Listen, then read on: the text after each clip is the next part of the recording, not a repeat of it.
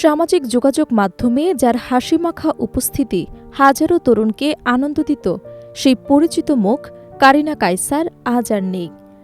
জীবনের সঙ্গে দীর্ঘ লড়াই শেষে ভারতের চেন্নাইয়ের হাসপাতালে চিকিৎসাধীন অবস্থায় শেষ নিঃশ্বাস ত্যাগ করেছেন এই জনপ্রিয় কন্টেন্ট ক্রিয়েটর এবং অভিনেত্রী।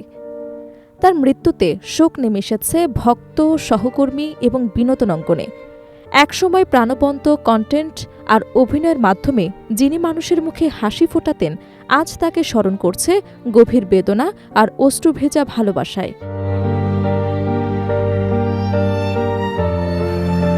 বাবা কায়সার হামিদের আবেগঘন বার্তা আরও ভারী করে তুলেছে শোকের পরিবেশ। অকালেই থেমে গেল সম্ভাবনাময় এক সৃজনশীল পথ চলা।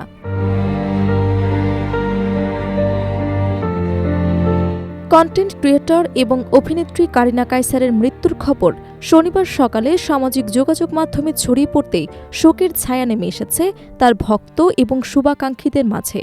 লিভার সংক্রান্ত জটিলতায় অনেক দিন ধরেই সংকটাপন্ন ছিলেন তিনি। উন্নত চিকিৎসার জন্য তাকে ভারতের চেন্নাইয়ে নেওয়া হলেও শেষ পর্যন্ত আর ফিরতে পারলেন না। কারিনা কায়সারের মৃত্যুর খবর নিশ্চিত করেছেন তার বাবা। সামাজিক যোগাযোগ মাধ্যমে দেয়া এক আবেগঘন পোস্টে তিনি লেখেন, অত্যন্ত দুঃখের সাথে জানাচ্ছি যে আমার প্রাণপ্রিয় আদরের মেয়ে কারিনা কায়সার একটু আগেই চেন্নাইতে চিকিৎসাধীন অবস্থায় আমাদের ছেড়ে চলে গেছে। আমার মেয়ের কোনো ভুল ত্রুটি থাকলে কিংবা কাউকে কষ্ট দিয়ে থাকলে আপনারা তাকে ক্ষমা করে দিন। তিনি আরও লেখেন, যারা এই দুঃসময়ে আমাদের পাশে ছিলেন, দোয়া করেছেন, এমনকি সহযোগিতাও করেছেন, তাদের প্রতি কৃতজ্ঞতা প্রকাশ করছি। দোয়া করবেন সবাই, আল্লাহ তাকে বেহেশতে নসিব করুক। গণমাধ্যমকে দেয়া বক্তব্যে কায়সার হামিদ জানান, চিকিৎসার একটি পর্যায়ে কারিনার শারীরিক অবস্থার দ্রুত অবনতি ঘটে। তিনি বলেন, ফুসফুসে অ্যান্টিবায়োটিক দেওয়ার সময় হঠাৎ ওর প্রেশার অনেক নিচে নেমে যায়। এরপর ডাক্তাররা সর্বোচ্চ চেষ্টা করেছেন, কিন্তু শেষ পর্যন্ত ওকে আর বাঁচানো গেল না। পরিবার সূত্রে জানা গেছে, প্রথমে জ্বরে আক্রান্ত হন কারিনা কায়সার, পরে তার শরীরে সংক্রামক ধরা পড়ে। একই সঙ্গে হেপাটাইটিস এ এবং ই জনিত জটিলতায় তার লিভার ফেইলিওর দেখা দেয়।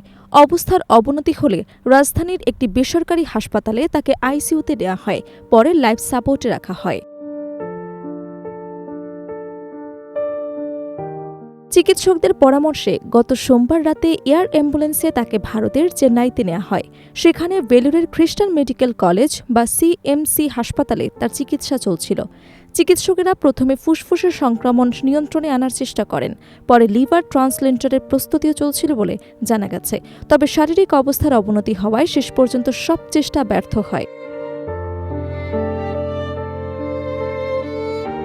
সামাজিক যোগাযোগ মাধ্যম ভিত্তিক কন্টেন্ট নির্মাণের মাধ্যমে পরিচিত পান কারিনা কায়সার। তার প্রাণবন্ত উপস্থাপনা, জীবন ঘনিষ্ঠ গল্প এবং স্বাভাবিক অভিনয় খুব অল্প সময়ে তরুণ দর্শকদের মধ্যে জনপ্রিয়তা এনে দেয়।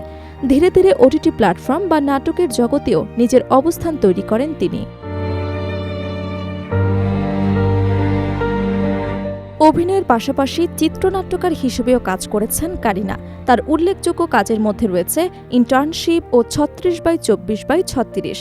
সহকর্মীদের ভাষায় তিনি ছিলেন অত্যন্ত প্রাণবন্ত, স্বপ্নবাজ এবং পরিশ্রমী একজন মানুষ। নতুন কিছু করার আগ্রহ সবসময় তাকে আলাদা করে তুলেছিল। কারিনা কায়সারের মৃত্যুর খবর ছড়িয়ে পড়ার পর সামাজিক যোগাযোগ মাধ্যমে শোক প্রকাশ করেছেন নির্মাতা, অভিনয়শিল্পী, কন্টেন্ট ক্রিয়েটর ও ভক্তরা। অনেকেই তার পুরনো ভিডিও, ছবি এবং স্মৃতিচারণমূলক পোস্ট শেয়ার করেছেন। কেউ লিখেছেন, এত দ্রুত চলে যাওয়ার সময় ছিল না। আবার কেউ বলেছেন, বাংলাদেশের ডিজিটাল কন্টেন্ট জগৎ এক সম্ভাবনাময় মুখ হারালো। মাত্র কয়েক বছরের ক্যারিয়ারেই তিনি যেভাবে দর্শকদের হৃদয়ে জায়গা করে নিয়েছিলেন, তা সহজে ভোলার নয়।